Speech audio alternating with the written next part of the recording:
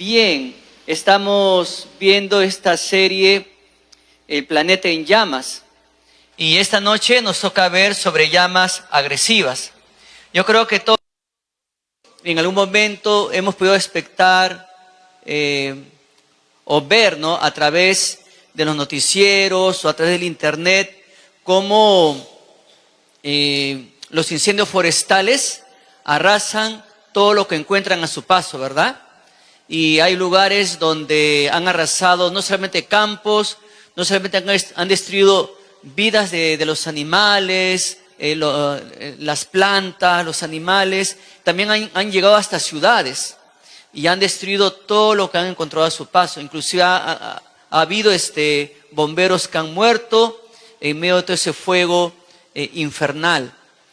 Hoy nos convoca a ver llamas agresivas.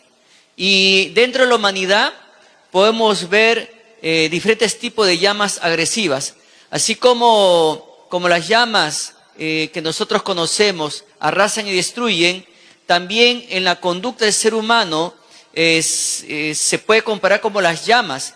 Y lamentablemente el ser humano se caracteriza por practicar esas llamas que a la larga son destructivas. Atentan contra muchas veces la dignidad de su prójimo, atenta hasta con la vida de su prójimo, contra la vida de su prójimo. Y podemos ver en esta noche, vamos a ver varias llamas, pero la primera llama es la llama del machismo. El machismo es una llama muy agresiva, muy destructiva. Y ustedes saben que el machismo es un conjunto de actitudes, es un conjunto de conductas, es un conjunto de creencias que promueven la superioridad del hombre por encima de la mujer. El machismo justifica la discriminación, el machismo justifica la desigualdad, el machismo justifica los estereotipos de género, limitando el pleno desarrollo de las personas sin importar su sexo. Usted sabe, hermano, hermana, por cultura general, que el machismo se manifiesta en diferentes formas. Y se lo vamos a mencionar así rápido porque no es una ponencia sobre el machismo, pero tenemos que tocar así a vuelo de pájaro, por ejemplo, algunas formas. Tenemos la cultura dentro del machismo, o lo cultural e interpersonal, o los micromachismos, o lo institucional y estructural. Entonces, eso está muy manifiesto fuertemente en muchos varones.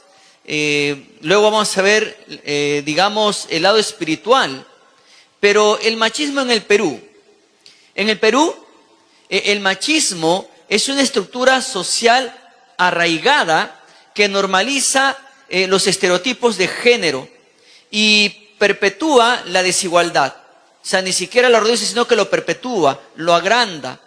Entonces se manifiesta de forma alarmante, lamentablemente, a través de la violencia física, a través de la violencia psicológica y a través de la violencia sexual, y limita nuevamente el desarrollo profesional y personal de la mujer, enfrentando también una persistente brecha salarial. Algo que todos nosotros como peruanos conocemos y que poco a poco, ¿no?, esta brecha está, bueno, lentamente cediendo. Gracias a Dios en el Perú ya antes, sabemos lo que no se veía antes. Por ejemplo, en el Congreso no se veía la presencia femenina. Ahora hay congresistas, damas congresistas. No se veía ministras de Estado, ahora hay ministra de Estado. Hace unos cuantos años nomás no se le permitía a la mujer votar. Ahora la mujer puede votar en las elecciones. Entonces, poco a poco, ¿no?, estamos viendo que se está reduciendo esa brecha salarial para bien. Pero algo que no podemos negar y que es motivo de oración es el feminicidio. El feminicidio, según la Defensoría del Pueblo, en lo que va tan solo de 2026, hay desaparecidas en cuanto a mujeres adultas. Mire, todavía no acabamos junio, pero hasta junio hay 272 mujeres desaparecidas, adultas. No se sabe qué le hizo el novio, no se sabe qué le hizo el esposo. Hasta ahora la policía sigue investigando dónde está el paradero de estas mujeres que han desaparecido. Entre niñas y adolescentes hasta junio, que todavía no acaba, de 2026, hay 229 entre niñas y adolescentes desaparecidas. Hasta ahora no las encuentra. Ahora, otro caso es que se escapó con el enamorado, que le pintaron pajaritos. Bueno, pero ese es un tema que ya los padres se reconocen. Pero estamos hablando de desaparecidas, donde la mamá y el papá están desesperados.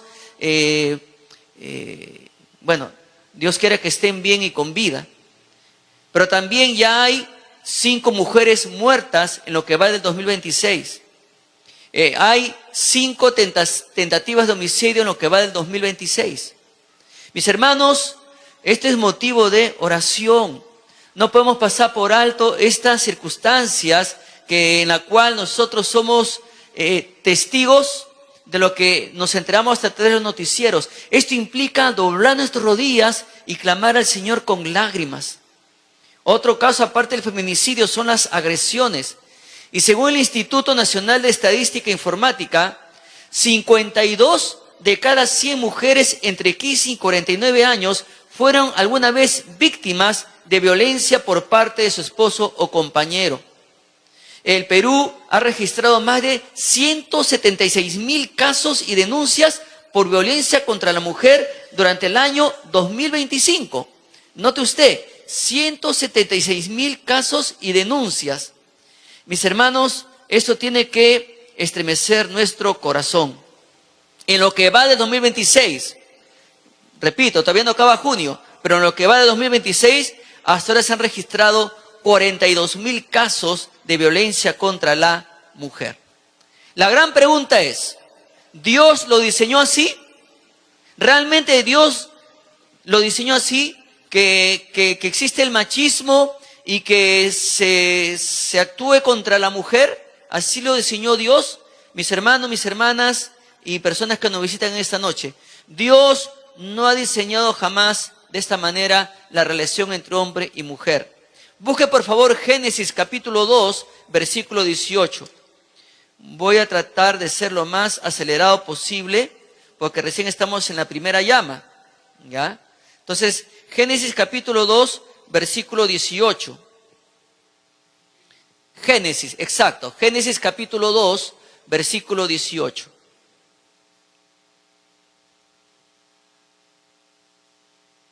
Si estás al lado de tu esposa, da gracias a Dios. Mírala y dile que eres una creación de Dios. Y la creación de Dios no se toca. La creación de Dios no se maltrata. No se maltrata físicamente. Entonces, y acá vemos, ¿no?, que el machismo,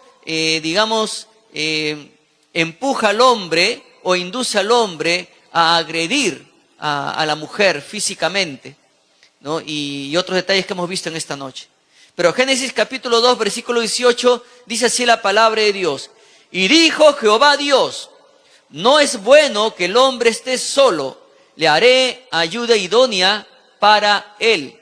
Así inicia Dios, ¿no? Y lo cual Dios está acá demostrando ningún aspecto de machismo. Ahora, para Dios no era bueno que el hombre esté solo. O sea, Dios está notando acá una carencia en el hombre. O sea, implica que el estado original del hombre sin compañía estaba incompleto. Le faltaba ahí alguien que pudiera ser compañera de él. Entonces la Biblia dice que Dios le hizo una ayuda. Y en el hebreo, la palabra ayuda o ayudante viene del hebreo eser, ¿ya? El hebreo eser. Y a menudo se asocia, lamentablemente, erróneamente, se asocia con subordinación. Y es por eso que equivocadamente algunos hombres piensan equivocadamente que la mujer es su empleada, que la mujer es su esclava, que la mujer es su sirvienta. Entonces, sin embargo, si analizamos esta palabra hebrea eser, denota un significado muy hermoso. ¿Sabe qué significa eser? Eser significa que ella es un rescate, que ella es una fuerza, que ella es un auxilio vital o salvadora. ¿Cuántas hermanas dicen amén? Ah, ¿no creen? ¿Amén, hermanas? Están tristes, ¿qué ha pasado? ¿Ah?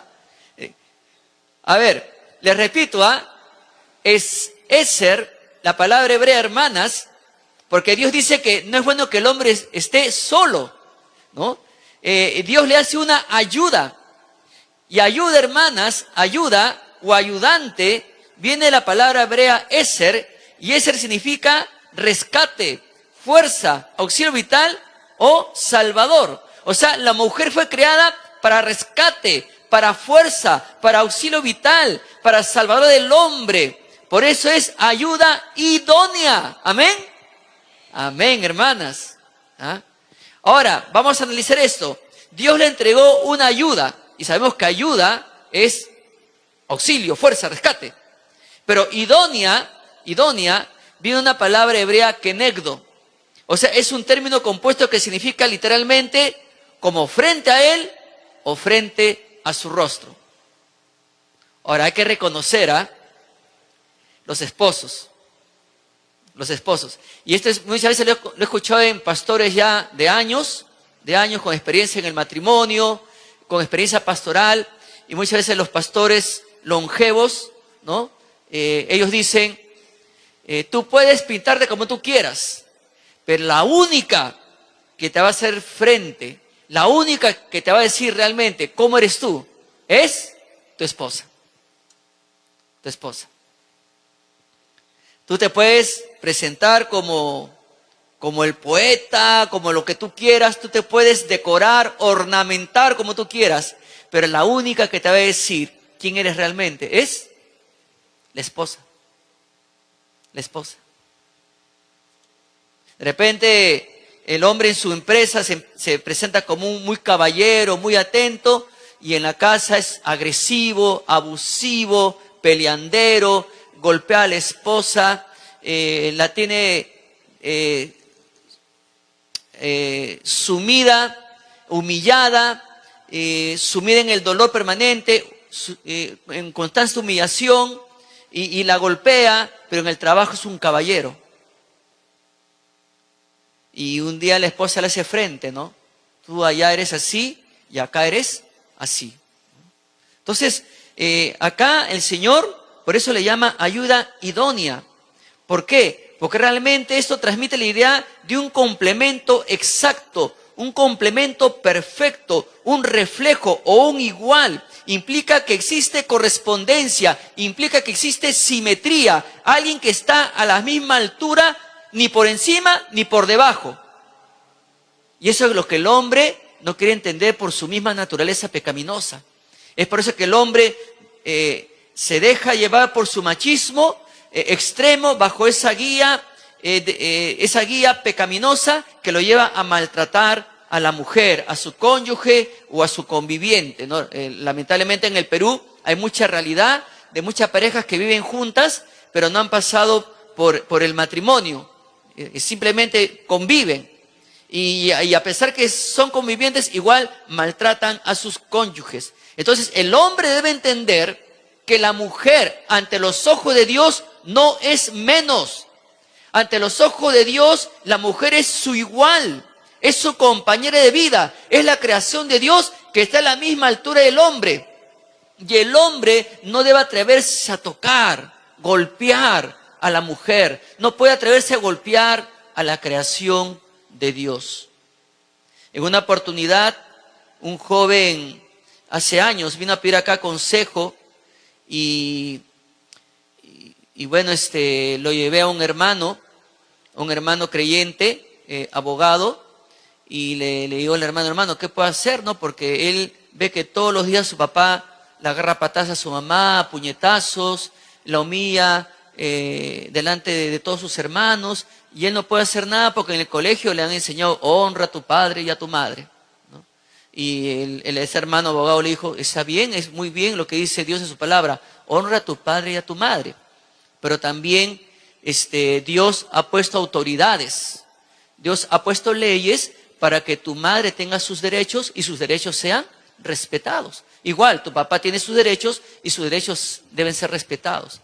Y así como tu papá exige que sus derechos sean respetados, tu mamá tiene la ley que la ampara para que tu papá la deje de golpear. Entonces, y él, le dijo, vamos a proceder de esta manera, ¿no?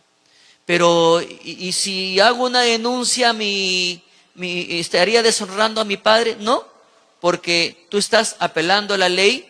Dios ha puesto autoridades para que tu mamá, sus derechos sean respetados.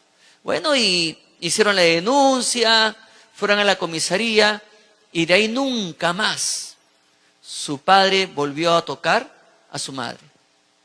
¿Por qué? Porque entendió el hombre, o sea, hasta ahí nomás llegó su machismo.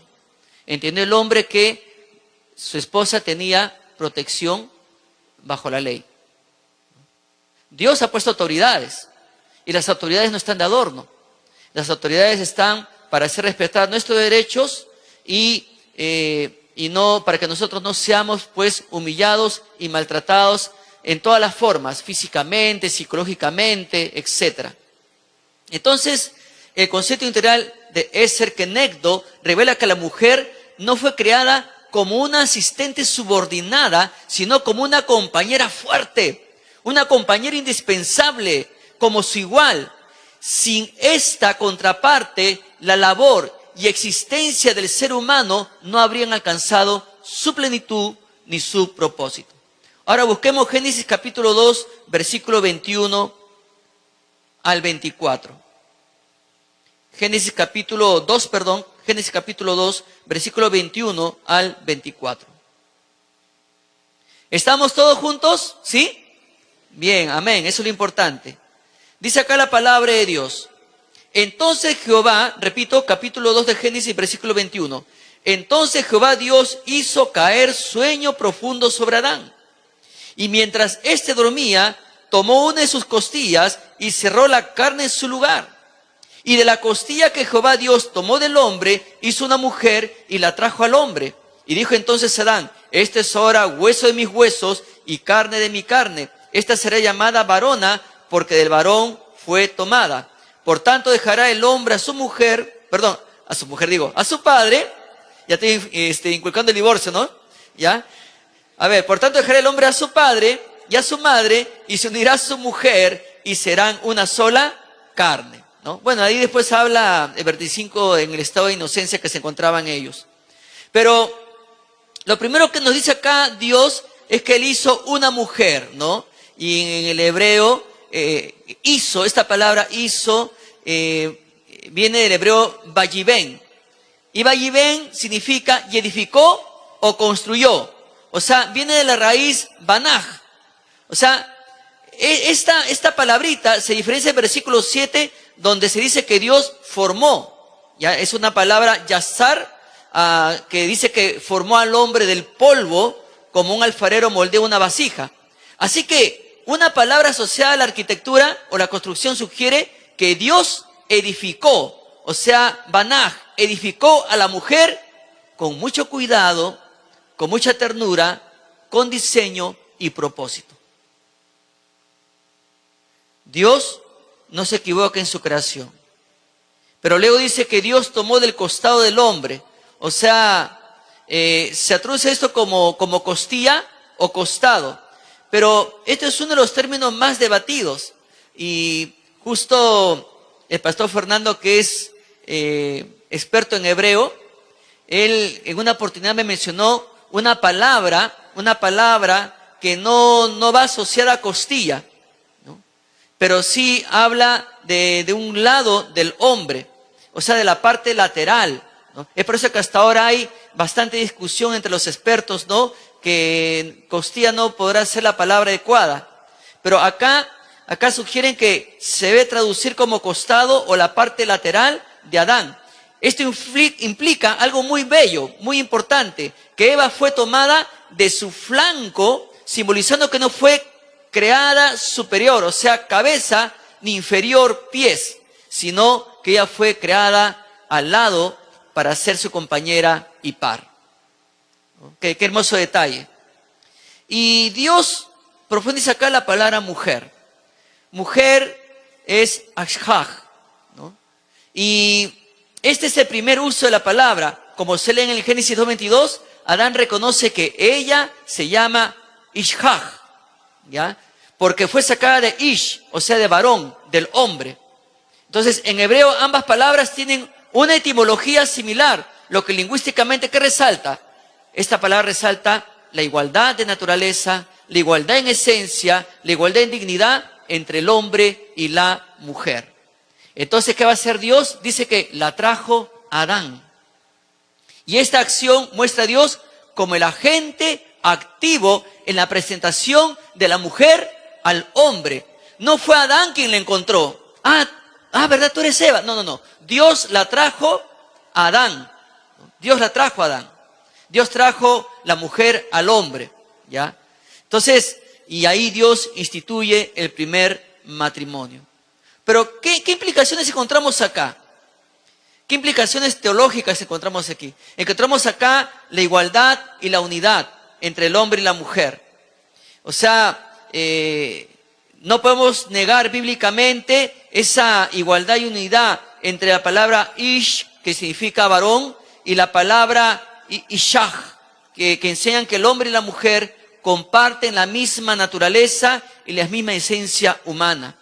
Pero también otra implicación que encontramos acá es el compañerismo íntimo. Y la palabra edificar enfatiza que la mujer fue la culminación intencional y hermosa de la creación divina.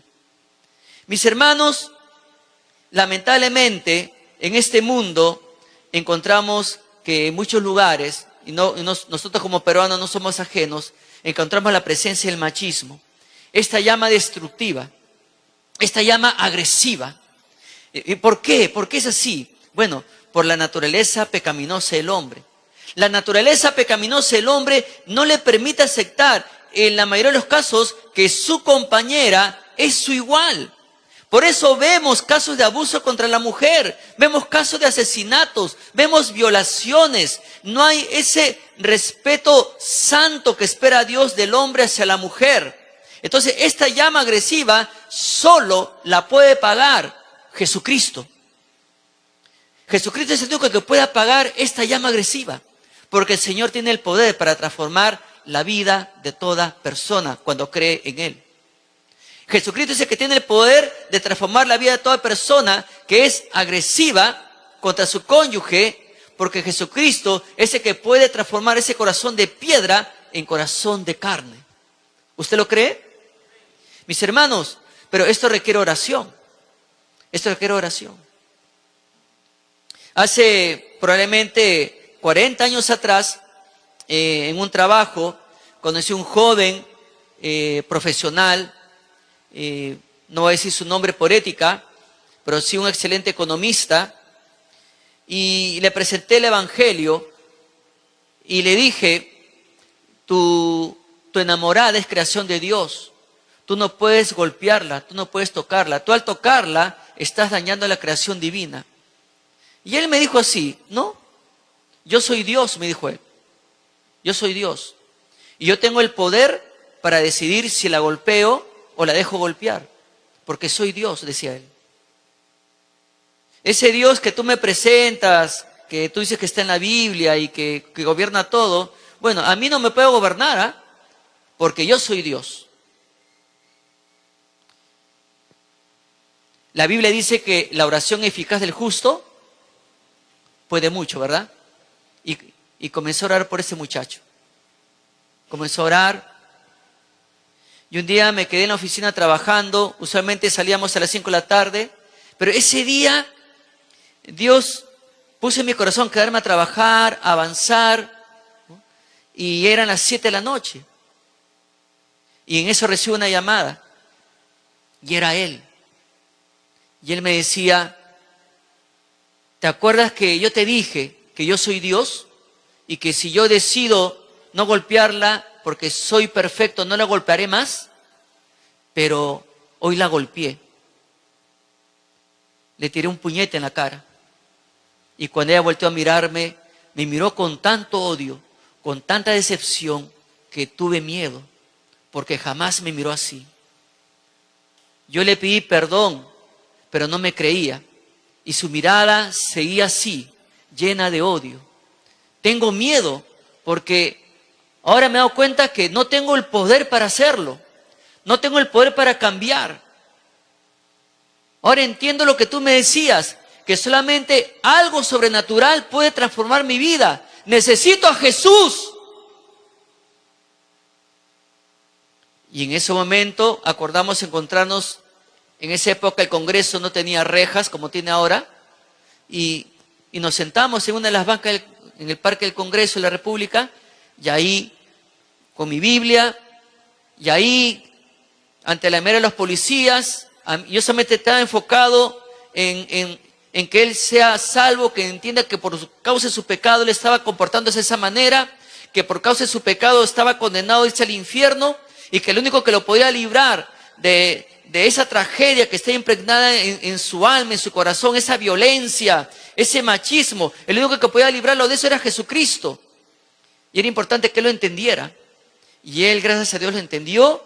Y ahí, delante de todo el mundo, nos arrodillamos y comenzamos a orar. Y él le pidió a Jesús que lo perdonara, que lo librara del infierno. Él reconoció que era un pecador y le pidió perdón al Señor por esa vida tan violenta que llevaba. Le pidió perdón por los pecados y le pidió a Cristo que reine en su vida. Y cuando abrimos los ojos, los policías nos estaban rodeando. Pero no nos tocaban. ¿Por qué? Porque estábamos conversando con el Rey de Reyes y Señor de Señores. Mis hermanos, este joven fue maravilloso porque yo le dije, ahora tienes que decirle a ella que Cristo reina en tu vida.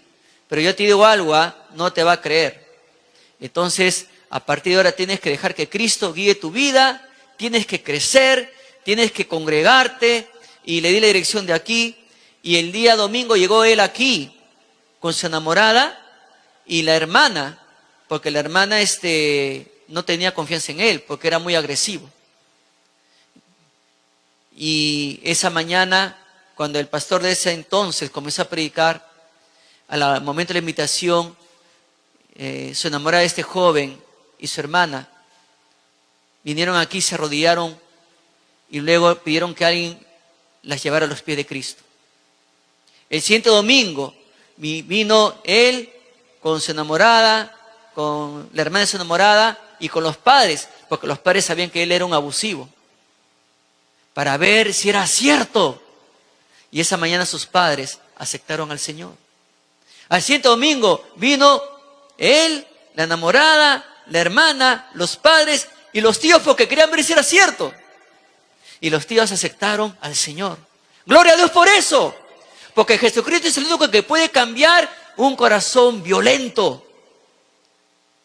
Él es el único que dice en su palabra que Él transforma el corazón de piedra en corazón de carne. ¿Cómo es la carne? Suavecita, ¿verdad?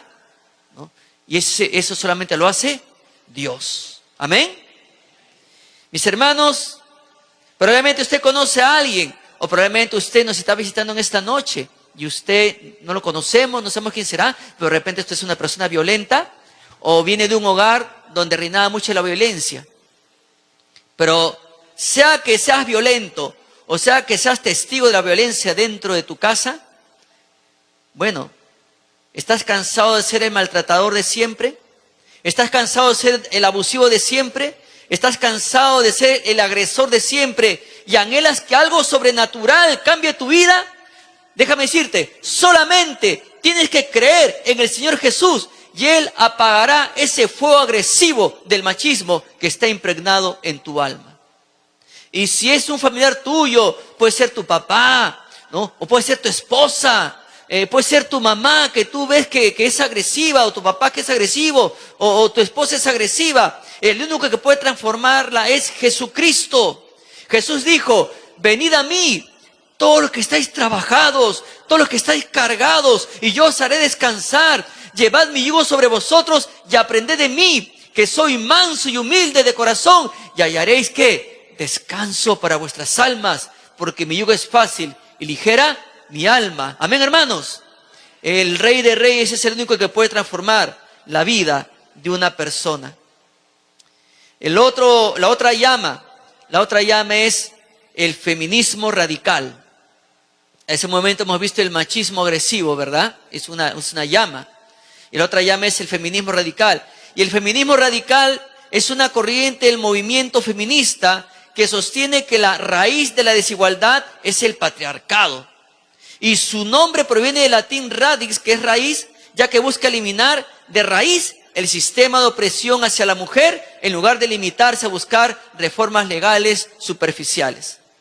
Uno de los errores más comunes que comete la gente que solo hace lecturas por encima de la Biblia es pensar que la Biblia o que Dios es misógino y que su palabra es misógina. Pero la pregunta es, ¿Dios odia a las mujeres? ¿Realmente Dios odia a las mujeres? ¿Sabe qué, mi hermano, mi hermana y amigo que nos visita? La Biblia, la bendita, la gloriosa palabra de Dios está llena de mujeres que lideraron vidas. En algunos casos lideraron ejércitos, salvaron naciones, manejaron negocios, profetizaron y fueron las primeras testigos del evento más importante de toda la historia humana. María Magdalena fue la testigo, la principal testigo de la resurrección de Cristo. Entonces, Dios no es misógino, su palabra no es misógina. La misma palabra de Dios nos presenta a Débora, y Débora fue una líder, fue una jueza de Israel. La Biblia no la presenta como la esposa de un juez, no la presenta como la asistente de un juez. La Biblia la presenta como una jueza, como una mujer con autoridad, en Jueces capítulo 4, versículo 4. Usted recuerde que ahí dice, gobernaba en aquel tiempo a Israel una mujer, Débora, profetisa, mujer del Lapidot. Entonces, Dios la presenta como una mujer con autoridad. Pero también la Biblia nos presenta a Esther. Esther es otro ejemplo bastante claro. Todo el libro de Esther trata de una mujer judía que llegó a ser la reina de Persia, una autoridad, y usó su posición para evitar el genocidio contra su gente, contra sus compatriotas. Y en Esther capítulo 4, versículo 14. Entonces, Dios la presenta como una mujer con una acción muy importante por el cargo que tenía. En el Nuevo Testamento tenemos a María Magdalena, ¿no? En Lucas 8, ¿no? Se nos presenta, nos dice que María Magdalena y varias otras mujeres andaban con Jesús. Y Dios usó a muchas mujeres que sostenían el ministerio del Señor. No porque el Señor Jesús era de pocos recursos, no. Pero ellas en su amor, en su fe, sustentaban el ministerio del Señor. Y María Magdalena fue la primera persona en ver al Cristo resucitado. Y Jesús le da una comisión, que vaya y anuncie a sus hermanos que Él ha resucitado. ¡Qué privilegio! ¿Dónde encontramos en la Biblia que Dios es misógino y que la Biblia es misógina? Hay más casos en el Antiguo Testamento. Hay más casos en el Nuevo Testamento, pero les menciono uno más. Lidia, en Hechos capítulo 16. Es la primera convertida al cristianismo que queda registrado en Europa. Era vendedora de una tela púrpura que eran productos de lujo. Era una mujer de negocios, una mujer empresaria, una mujer líder que manejaba también una fuerte solvencia económica, por lo mismo que ella era una excelente empresaria. Y cuando se convirtió, abrió inmediatamente su casa como base de operaciones para Pablo y sus compañeros. Entonces, la primera iglesia cristiana en Europa se estableció en la casa de una mujer, Lidia. Entonces, la misma palabra de Dios nos demuestra que Dios no es misógino, como lo presentan las feministas. La Biblia no nos presenta, pues, a la palabra de Dios como misógina. La misma palabra de Dios se presenta que Dios le da su dignidad a la mujer. Dios le da su lugar a la mujer. Cuando estaba ahí Marta y María, por ahí dice Marta, afanada y turbada, ¡ay, Señor, no ves a mi hermana! Y yo estoy acá matándome, cocinando, para servirles a todos, y mi hermana está ahí sentada. Marta, afanada y turbada. Sin embargo, tu hermana ha tomado la mejor parte. ¿Por qué? Porque en esa época no era permitido que una mujer esté sentada entre los hombres escuchando la enseñanza de un rabí. Pero Jesús le permitió a ella, le dio su lugar a la mujer. Pero Marta estaba afanada, ¿no? Cocinando todo, porque era la costumbre de la época y no le era permitido a una mujer estar ahí escuchando las enseñanzas. Pero su hermana tomó, dice Jesús, la mejor parte. Jesús tampoco era misógino, lo que promueven las feministas. Bendita sea la palabra de Dios. Amén. Amén, hermanos. Lo otro, la llama de la guerra. La guerra es agresiva. La guerra es la forma más extensa de conflicto sociopolítico entre dos o más grupos humanos. Implica un enfrentamiento armado, organizado y prolongado con el fin de imponerse con la fuerza o por la fuerza, utilizando estrategias, tácticas y tecnología. Hace poco estaba leyendo un libro de W.S. Churchill en su magistral libro Memorias. Y él escribió lo siguiente: toda la energía vital de las grandes naciones había sido consagrada a la matanza y la ruina. Hablando de la guerra. Las grandes naciones, en vez de consagrarse a la paz, las grandes naciones o los grandes líderes, en vez de consagrar su gobierno bajo la guía de Dios, más bien han decidido consagrar su energía vital en matar y hacer ruin la vida de muchas naciones. Es lamentable. Se calcula que en la Primera Guerra Mundial murieron entre 9 y 11 millones de militares y entre 6 y 13 millones de civiles. Otros calculan que en total murieron 24 millones de personas, aunque algunos investigadores calculan que pueden haber llegado hasta 50 millones de personas en la Primera Guerra Mundial. Se calcula que en la Segunda Guerra Mundial murieron entre 80 y 100 millones de personas entre civiles y militares. ¿Dios realmente quería que los hombres se mataran entre ellos? Acá el Señor dice en Santiago capítulo 4, busque Santiago capítulo 4, Santiago capítulo 4, versículo 1 al 3. Santiago capítulo 4, versículo 1 al 3.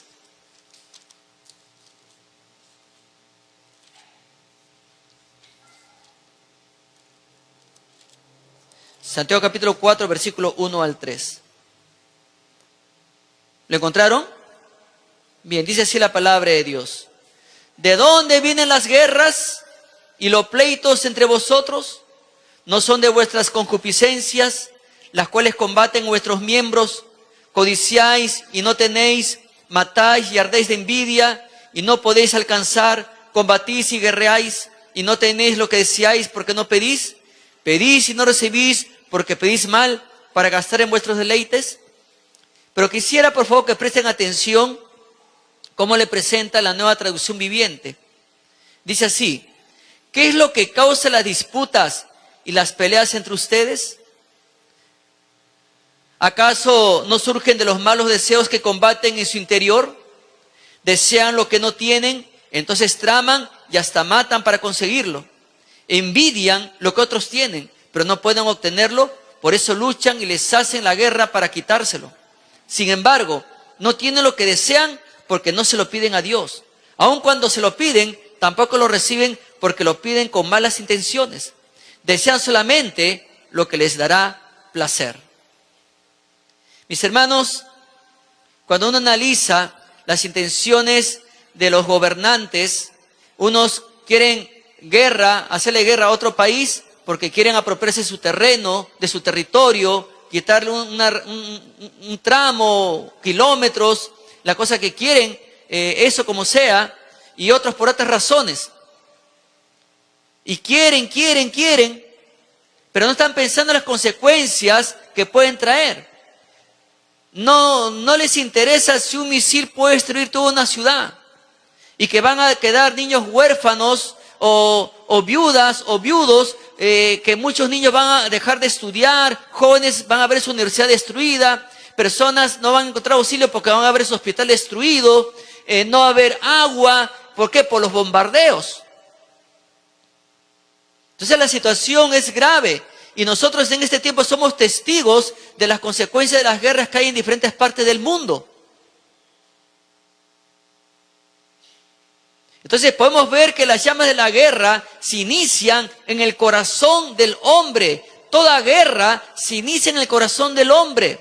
Sea dentro de su casa, sea en su comunidad, sea donde sea, todo inicia en el corazón del hombre. Un corazón que Dios realmente desea ocupar. Un corazón que Dios realmente desea llenar de paz, de amor al prójimo. Y no un corazón que desea guerra, conflicto, para quitar, para matar. Pero lamentablemente ese corazón no está ocupado por las pasiones que combaten contra el alma. Dios desea transformar la vida de los hombres.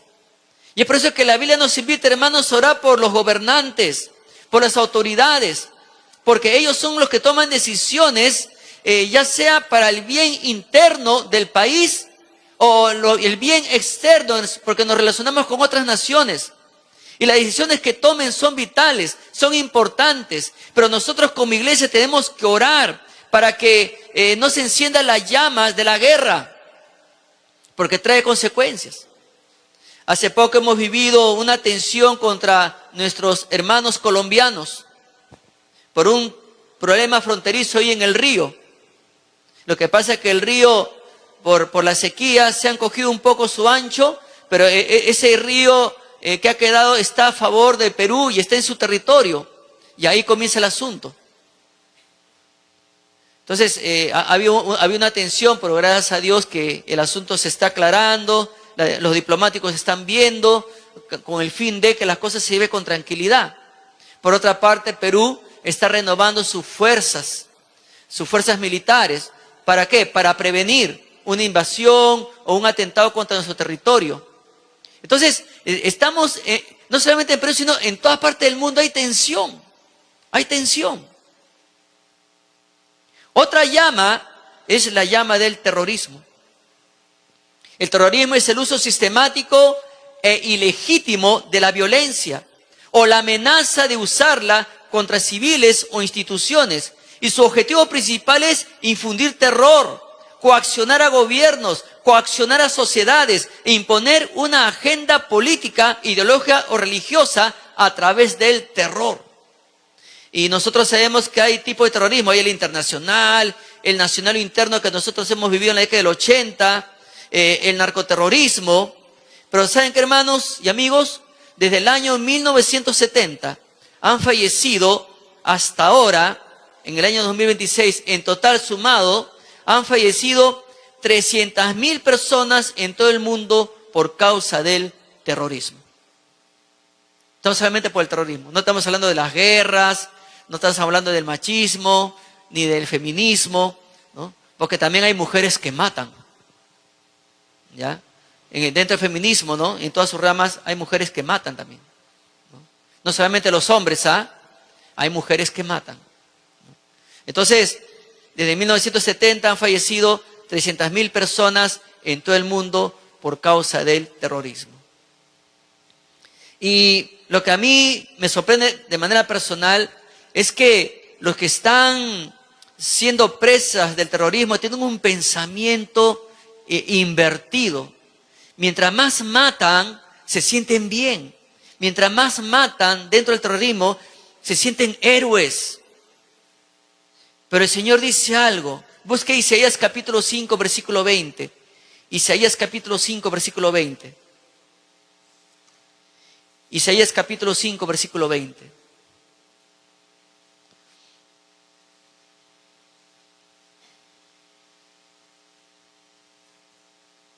¿Lo encontraron?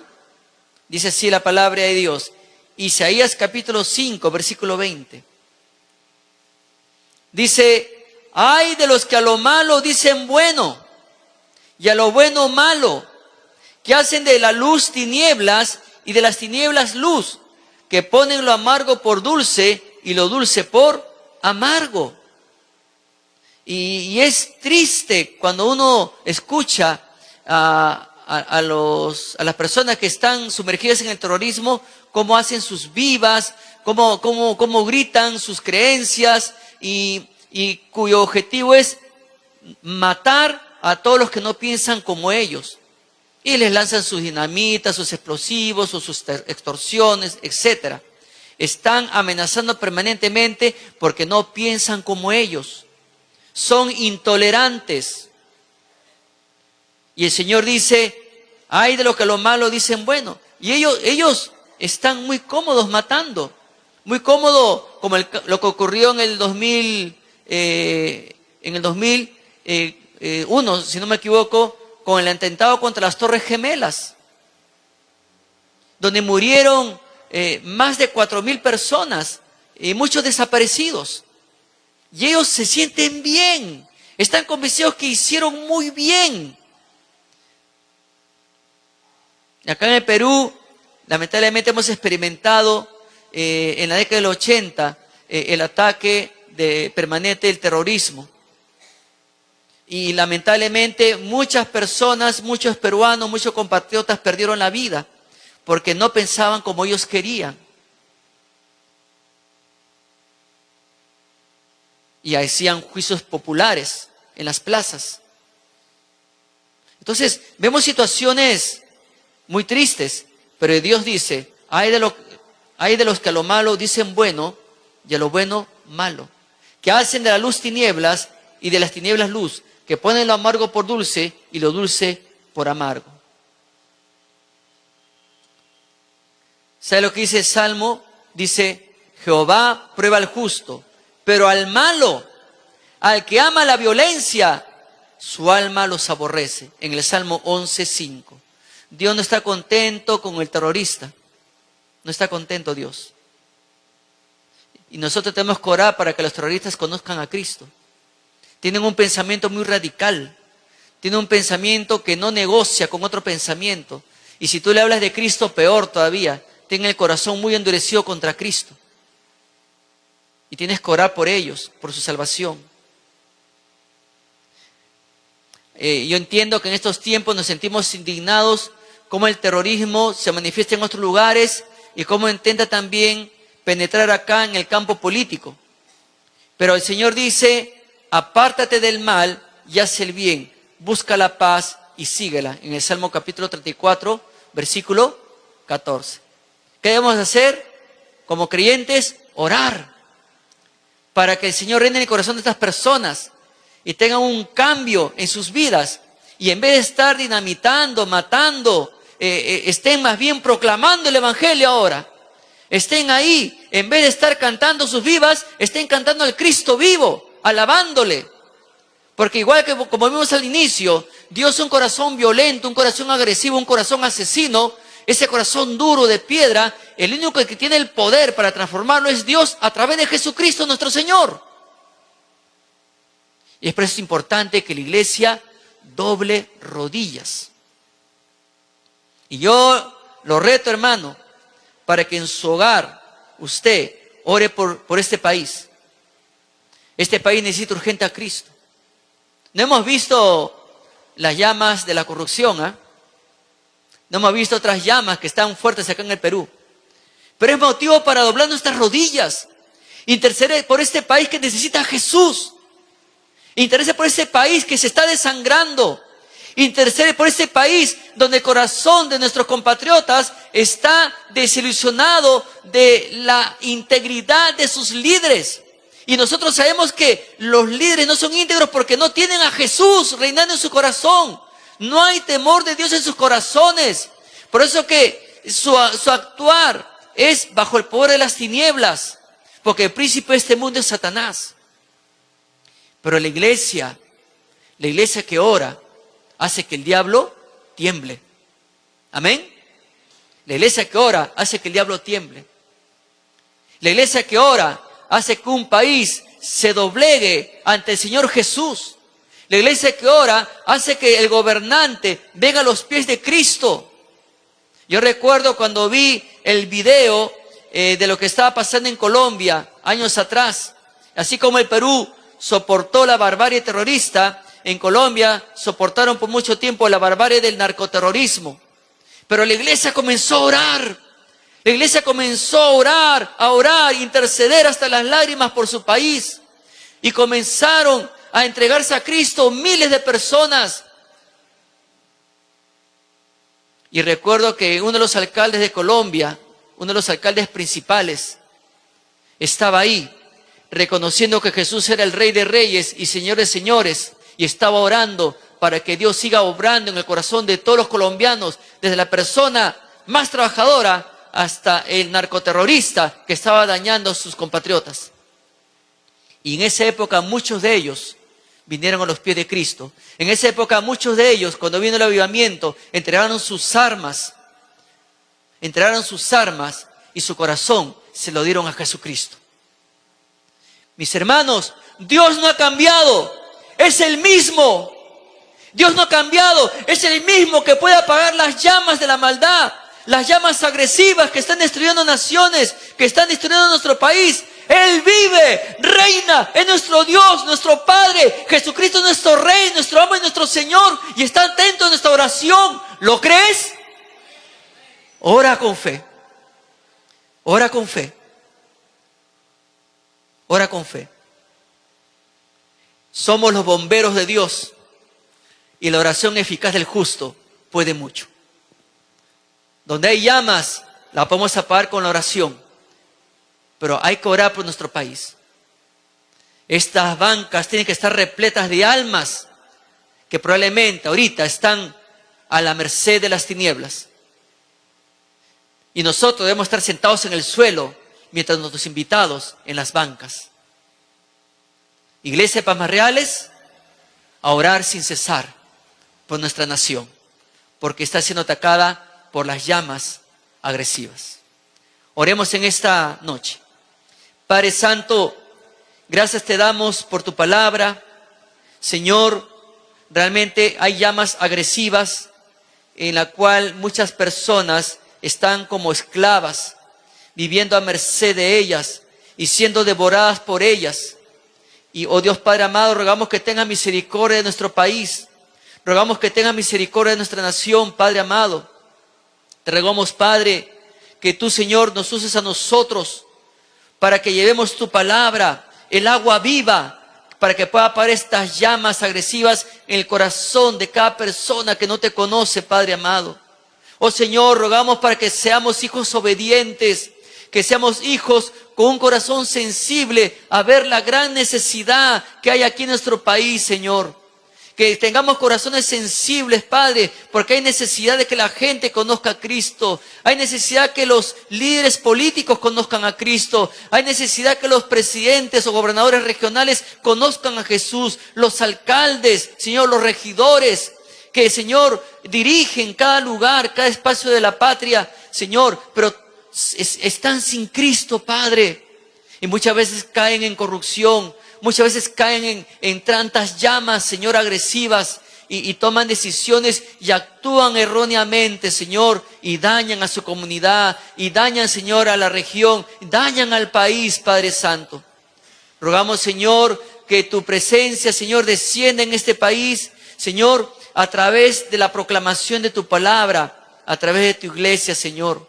Padre amado, rogamos, Señor, que nos uses de manera victoriosa en el nombre de Jesús, Padre amado. Rogamos que tenga misericordia de nuestro país.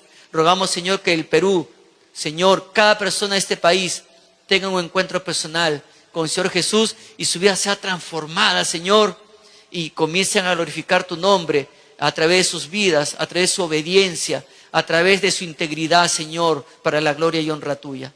Padre amado, gracias te damos. En el nombre de Jesús nuestro Señor, te damos las gracias. Amén. Amén.